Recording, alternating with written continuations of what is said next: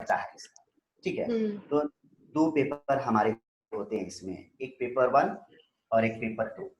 तो पेपर जी। 1 में बेसिकली हमारा क्या है कि टीचिंग एप्टीट्यूड उसको बोलते हैं, टीचिंग एप्टीट्यूड।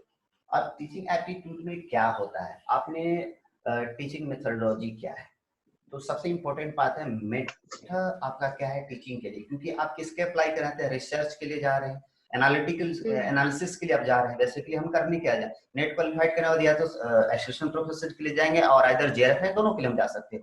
उस केसेस में ये मेन इम्पोर्टेंट क्या है कि हम इसके लिए क्या करना है, मतलब मेथड ऑफ टीचिंग क्या होगा। तो सबसे पहले आते हैं टीचिंग एप्टीट्यूड आपका होगा, इसमें आपका टीचिंग कंसेप्ट क्या है, ऑब्जेक्टिव क्या है, लेवल ऑफ टीचिंग क्या होता है, आपको ये चीजें इसके बेस पर क्वेश्चंस आएंगे।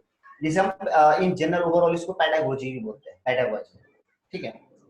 तो क्या बोले ये सर? आपका, हाँ जी, मेथोडोलॉजी के बाद आपने क्या बताया? ये टीचिंग एप्टीट्यूड इसको बोलते हैं, इसका एक ओवरऑल जो कॉम्पैक्ट नेम है पेडागोजी इसको बोलते हैं, टीचिंग पेडागोजी इसको बोलते हैं बेसिकली।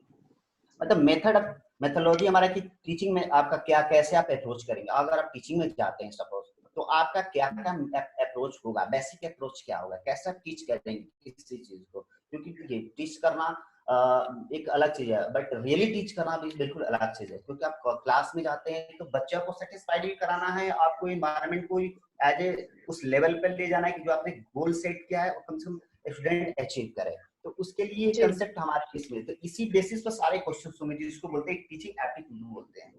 इसमें सारे टॉपिक्स आ जाएंगे, आपका टीचिंग सपोर्ट सिस्टम क्या होता है, इवैल्यूएशन सिस्टम क्या है, लर्निंग कैरेक्टरिस्टिक्स क्या है, फैक्टर अफेक्टिंग क्या है।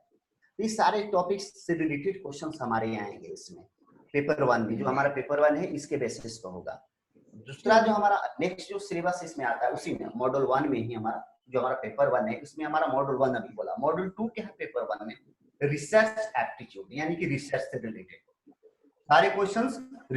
रिसर्च का मीनिंग क्या है, टाइप्स ऑफ रिसर्च क्या हो सकता है, तो उसकी कैरेक्टरिस्टिक्स क्या हो सकती है, ठीक है। उसके बाद मेथड ऑफ रिसर्च क्या हो सकता है, कैसे मेथड या थीसिस कैसे लिखा है, आर्टिकल कैसे लिखा जाता है, प्लेगरिज्म क्या होता है, कैसे प्लेगरिज्म को हम रिड्यूस कर सकते हैं।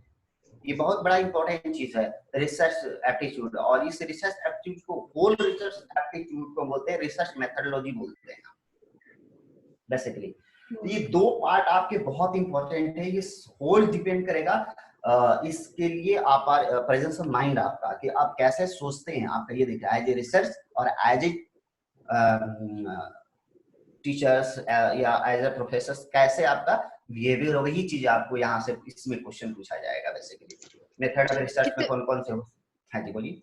सो ये कितने मार्क्स का पेपर रहेगा पेपर 1? पेपर 1 आपका 100 का रहेगा बेसिकली। ये पूरा जो भी आएगा 100 के अंदर में आएगा।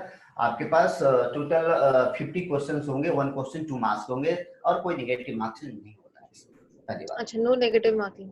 नो नेगेटिव मार्किंग, कोई नेगेटिव मार्किंग। आउट ऑफ हमें 50 क्वेश्चंस करने होते हैं, 1 क्वेश्चन 2 मार्क्स होते हैं, ठीक है। समटाइम्स 50 क्वेश्चन पूछते हैं, समटाइम्स 60। आउट ऑफ 60 50 क्वेश्चन ही करने हैं हमें, ओवरऑल हमें 50 क्वेश्चंस करने हैं जो 2 मार्क्स ईच क्वेश्चंस, और वो 100 मार्क्स के हमारे होते हैं। अच्छा। तो इसमें आपका 2 मॉड्यूल हो गए, एक आपका हो गया पहला, और दूसरा टीचिंग रिसर्च, एप्टीट्यूड, और रिसर्च दूसरा एप्टीट्यूड। रिसर्च एप्टीट्यूड हो गया। थर्ड आपका है कम्प्रीहेंशन टाइप का आता है, कौन सा? पैसेज दे कम्प्रीहेंशन, कॉम्प्रिहेंशन टाइप।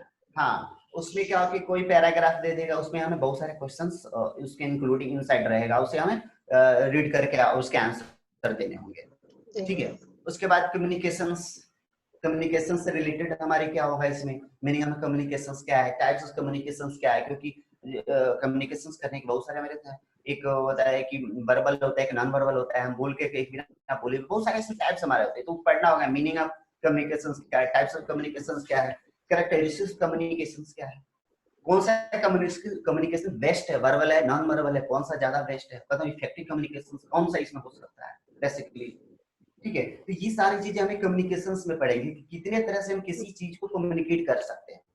ऑब्वियस सी बात है, अभी मैं मान लीजिए हम बोल के कर सकते हैं, बाई विजुअली बोल सकते हैं, बाई कम्युनिकेशन से दूर से हम बोल सकते हैं, प्रेजेंट कर सकते हैं, लिख के दे सकते हैं, एक्ट करके दे सकते हैं, बहुत सारे कम्युनिकेशन है। इससे रिलेटेड क्वेश्चन रहेगा हमारा एज ए इस पार्ट में हमारा, इसी मॉड्यूल में कम्युनिकेशन। ठीक है। अच्छा नेक्स्ट आपका है मैथमेटिकल रीजनिंग एंड एप्टीट्यूड। ये आपका मैथमेटिक्स यहाँ से होगा, basic mathematics, mathematical reasoning and aptitude. इसमें क्या होगा कि रीजनिंग में आपका नंबर सीरीज है, लेटर सीरीज है, कोडिंग से रिलेटेड रिलेशनशिप पे आता है, जो मैथमेटिक्स हम जनरली हम पढ़ते हैं बेसिकली। जी फ्रैक्शंस, टाइम, डिस्टेंस, रेशियो, सब जो भी आपका एप्टीट्यूड है सबसे इससे रिलेटेड हमारे क्वेश्चंस आएंगे। प्रॉफिट एंड लॉस, परसेंटेज, सब पार्ट इसमें आ जाएंगे आपके। एप्टीट्यूड के बेसिक ओके जो प्रिपरेशन करते हैं बाकी एग्जाम्स के लिए एज उसी तरह से हमारा इसमें भी होगा। ठीक है। उसके बाद logical reasoning, sorry logical reasoning में हमारा लॉजिकल रीजनिंग में हमें बहुत सारे पार्ट्स हैं। और लॉजिकल रीजनिंग हमें बाकी जैसे हम चीजों में प्रिपेयर करते हैं उसी तरह से सेम हमारा है। इसमें मैं स्ट्रक्चर वेन डायग्राम हाँ, वेन डायग्राम सारा आ जाएगा। इंडियन लॉजिक्स क्या होता है इसमें भी हम स्टडी करें। इंडियन लॉजिक्स क्या है हमारा, टीचिंग लॉजिक्स क्या हमारा इसमें है। ठीक है। ये by figure, by formal, informal, ये कैसे इस तरह से हमें लॉजिक वे में रीजनिंग आता है, वो सारा कुछ इसमें आपका रहेगा आपका टोटली इसमें। तो लॉजिकल रीजनिंग में सारा पार्ट हमारा बेसिकली इंक्लूड होता है। ठीक है। यहाँ तक कोई दिक्कत नहीं है। उसमें डेटा इंटरप्रिटेशन होता है, डेटा इंटरप्रिटेशन। ये भी भी हमारा रीजनिंग में रीजनिंग ये नहीं, ये अलग मॉड्यूल है, रीजनिंग से अलग है। ये जो भी नेम दे रहा हूँ अलग अलग मॉड्यूल का नाम दे रहा हूँ। कम्युनिकेशन था इससे पहले, कम्युनिकेशन के बाद मैथमेटिकल रीजनिंग एंड एप्टीट्यूड हो गया आपका मॉड्यूल, और नेक्स्ट मॉड्यूल लॉजिकल रीजनिंग। ये अलग अलग मॉड्यूल हमारे, इसमें बहुत सारे पार्ट्स हमें पढ़ने हैं। जैसे कि लॉजिकल रीजनिंग में आपके पार्ट्स मिलेंगे आपको। इसके पास फॉर्मल है, informal, facility, uses of languages क्या होगा।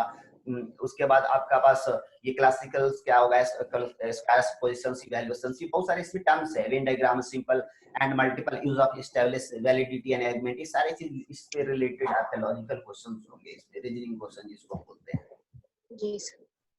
तो ये मॉड्यूल आपका है 106 मॉड्यूल आप बोल सकते हैं इसको, module 6। Seventh module data interpretation है, डेटा इंटरप्रिटेशन। तो ये भी एक तरफ से मैथ हमारा है, ये भी मैथमेटिक्स ही हमारा है, डेटा इंटरप्रिटेशन। बस बहुत इसमें ज्यादा हमें नहीं डिटेल पे, सोर्स क्या है, acquisitions, classification of data, data किस तरह से, क्वांटिटी एंड क्वालिटेटिव डेटा क्या आ सकते हैं, इस बेसिस पे क्वेश्चन आ सकता है, क्योंकि इंपॉर्टेंट है ये। क्वालिटी और क्वांटिटी डेटा क्या होगा, ग्राफिकल रिप्रेजेंटेशन से pie chart, bar chart, histogram, ये सब टेबल चार्ट, ये सारी चीज हम दिखाते हैं ना, ये सारा चीज डेटा इंटरप्रिटेशन में आएगा हमारा। जी sir. Then mapping of data इसी में आएगा। डेटा के बारे में डेटा एंड गवर्नेंस से आएगा, इसी में आएगा, इसी मॉड्यूल में आएगा, डेटा इंटरप्रिटेशन में ही आएगा हमारा। ठीक है। 8 मॉड्यूल आपका इंफॉर्मेशन कम्युनिकेशन टेक्नोलॉजी, जिसको